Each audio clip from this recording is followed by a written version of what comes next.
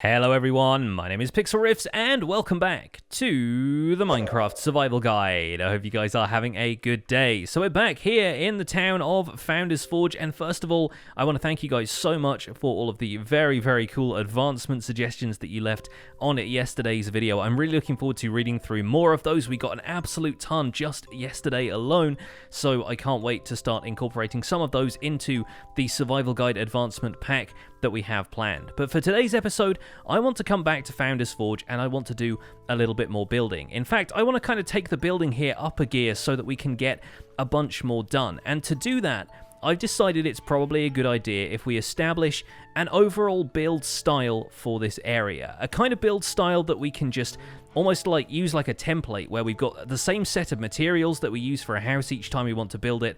We're building in the same style but probably with a few different accents and different things in each house to keep it unique, but ultimately we want to develop a pattern here that we can almost repeat like muscle memory and use for each of the houses in this area. Because if you look at the houses built in any given area around the world, they're likely to follow a kind of similar build style. And right now, Founders Forge doesn't necessarily have a very coherent aesthetic to it. It's got a lot of what I think of as feature builds, which are builds that kind of stand out but don't necessarily have any kind of unifying look to them all. We've got a variety of different styles here. We've got, let's take a look at, say, the windmill, for example. That's a very kind of pastoral, farmhouse kind of country style to it that's got a lot of cobblestone and rustic-looking materials in it, all of the wood and everything, and that's not quite the style we're going with here in Founders Forge. We've got a giant tree stump over there. We've got a massive junk boat, a hot air balloon, some stuff over there that's built in a Chinese and Japanese style.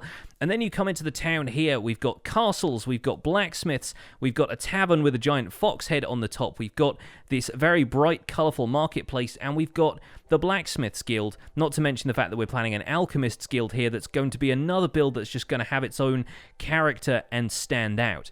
When it comes to the bog standard houses of the area, I kind of want them to have a unified build style simply because otherwise the area just looks like a bit of a giant mess. I kind of want it to have a unifying look to the whole thing that also kind of codes these things as houses. You can look at one and you just think, okay, that's a house. If you've seen a building that looks like that, you kind of assume, okay, these are all houses. It's almost labeling these as houses so that if you don't want to just look around the residences of the town, you can make a beeline for the stuff that looks a little bit different, and that's where you know you're going to find something interesting like a shop. But I still think we can draw a little bit of inspiration from the builds that we've already done in this area. Personally, I really like the aesthetic of the materials that we've used in the Blacksmiths Guild, and already we have used those materials a couple of times in other builds. We've got a base that's made out of the different stone types, we've got dark oak and oak wood being used here for the beams around here, and we've got this wall pattern made out of wool of different colours, usually the kind of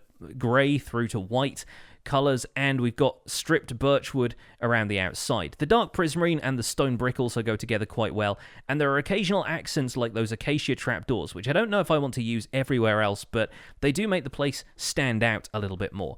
Now let's take a look up here and take a look at one of the test houses that I built a little while ago, and Vulcan's Forge, the blacksmith that we have over here. And those both use a pretty similar style. This house has a foundation here made out of stone and stone brick, in much the same way that we built a lot of the foundations around here when we laid out the kind of blueprint for the town. And up in here, we've also got the stripped birch, we've got the wool around the outside, we've got a few trapdoors worked in. We're using oak logs for the roof, which I'm not entirely keen on, but I'll talk a little bit more about roofs in a second. And the same goes over here for the blacksmith. We've got a bunch of different blocks here, and we're using the dark prismarine in a slightly different way, but the upstairs sort of housing sections, the bits where there's a workshop or a living quarters up here for the blacksmith, those have a similar sort of aesthetic to what we're using in the Blacksmiths Guild. So that already feels like the most coherent, unifying theme we have for the town. And those are the kind of materials I want to incorporate into the build style. Not only that, but they're all materials which are gatherable in fairly large quantities. Stuff like stone and stone brick we have a vast amount of at this point, Birchwood is fairly easy to farm. We've got an automatic wool farm that's providing all of the wool. Dark oak is nice and easy to get, and obviously, yeah, the other materials like glass and fences and stuff around here, we can make as we need them, but they're not going to be large sections of the build, so it's not like we need to farm a huge amount of stuff. We also have had a guardian farm since very early in this series, so dark prismarine is not going to be a problem either. My problem with this build is the roof. I really don't like the way the roof came together now that I've had it for a little while. I kind of think I did a rush job of this and I could do a lot better. The same really goes for this blacksmith, but we put so much effort into the chimney and that kind of roaring flame that's coming out of it. I kind of don't want to change this too much, but this house, we are definitely not using the roof as the template because I really don't like it as much as I like some other stuff I've done. And so I wanted to turn to some of the other stuff I've done for an example of how I would like to do the roofs of the rest of the town, and I think the Fox's Head Tavern over here, barring the giant fox head statue that we've made on the top of it, I really think this is one of my favourite roofs that I've done, and it's very simple, really. All it is stripped oak logs and oak planks. We're not even using any stairs or slabs or anything to give the roof a bit more of a shape. It is just straight panels of these 2 blocks high, and then at the end, we've got these nice thick stone brick archways, where we're not even varying that material all that much either. We're just using stone brick and stone brick stairs, and the effect there is one that feels a little bit less messy and a little bit more refined, I think. And we're not going to be able to use bone blocks all that much because that's where some slightly more expensive materials come in, and bone blocks are kind of difficult to farm. I've got a skeleton spawner and I've got my general mob spawner up there in the hot air balloon, but I really don't feel like spending so much time just grinding away to get bone blocks. So I think we're going to leave the bone blocks out of it. But this archway and the roof that we have up there is definitely something we can use. So I think the perfect marriage of these two styles is going to be the dark oak beams and the walls of this build style, and the roof of something more like the Fox's Head. And I think we can put together from those two elements a build style that we'll be able to repeat over and over again until it becomes muscle memory, and building a house in this style is going to come second nature to us. We're going to be able to build as many houses in that style as we want, regardless of the shape, regardless of the size. It's just going to be something that's ingrained in us and we know how to build in that style. So I'm going to start over here. I'm actually going to build a couple of houses quite close to this one in this area because I feel like this is going to be the main residential spot of the town. We've got a couple of angled buildings here which might be a bit of a challenge, but I think we can rise to that and come up with something pretty special. It's also going to allow us to work with some of the houses which we outlined as a foundation a few episodes ago, which are just made out of these square boxes, and there are some pretty neat ways of combining roofs for builds like this, which I think you'll find kind of useful if you, like me, really don't like doing roofs. If you find roofs kind of a tricky element of the whole build, I think this style of thing is actually quite easy to design a roof for. So we're going to get into a time lapse, we're going to build a couple of things here, and I'll try and throw in a few tips along the way for how this build style can be adapted and can be changed to fit the different houses that you're building while remaining a coherent style for your town. So without further ado, let's get into the time lapse. Okay, first house, let's start with the ground floor, starting with a few dark oak pillars and beams, and then filling in the walls with the stone and stone brick. I also end up putting a bunch of spruce stairs around there inverted, so the next floor of the house has a bit of an overhang. And I'm going to work with several different wall panels. This one's got a window in it, but you can just as easily build one without a window. It's just going to be something that you can repeat every time you have a 3-block space. As it curves around to the side here, you'll notice there's another one right there that doesn't have a window in it. And in front of that, we can establish a little bit of depth by adding in some stairs and slabs in a formation that feels a little bit like it's framing the window. The next thing I want to do is frame out the roof arch so we can get an idea of the height of the house. So we've already got 2 floors figured out, as well as the roof, which could potentially have an attic space in it. And you'll find that a lot of the houses in the town are going to follow a pretty similar style to this. The roof on this one is going to be a little bit tricky because the walls are angled at a diagonal, and at a certain point I did start to get a little bit confused by that, so you'll see me rebuild the roof a couple of times. But really, if the walls move in a 2-block diagonal each time, then you just need to build the roof in a 2-block diagonal that follows that. Naturally, if you've got an irregularly shaped house, this is going to be a lot more complicated, which is why, when we were laying these foundations, we tried to build with parallel lines as much as possible. So if there's a diagonal on one side, then you've got a diagonal on the other side to match. and hopefully when you come to build the line of the roof and the lines of the walls, you can copy the pattern from one side on the other side, and it shouldn't present too much of a problem. In this case, I fiddle around with the roof a whole bunch until I get it where I want it. It's also quite difficult doing this from a first-person point of view, and I didn't have my camera account in the world to zoom around and take a look at this because this was all recorded using replay mods, so the roof took a little bit of doing, but once it's in place, I think it actually looks quite even. Another consideration with this house is that it's going to share a wall with another house at the back, so I don't really need to do too much to that until I know what the house adjacent to that is going to look like.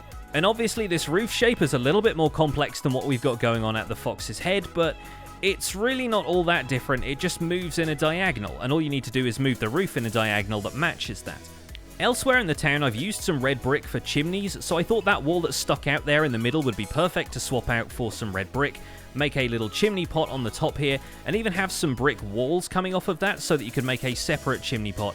We're going to put a campfire up in the top there so it looks kind of like the chimney we've already got on the bakery. So in that way, we can work in some elements from our feature buildings, but we'll incorporate them into the houses in subtle ways that don't detract from the overall character.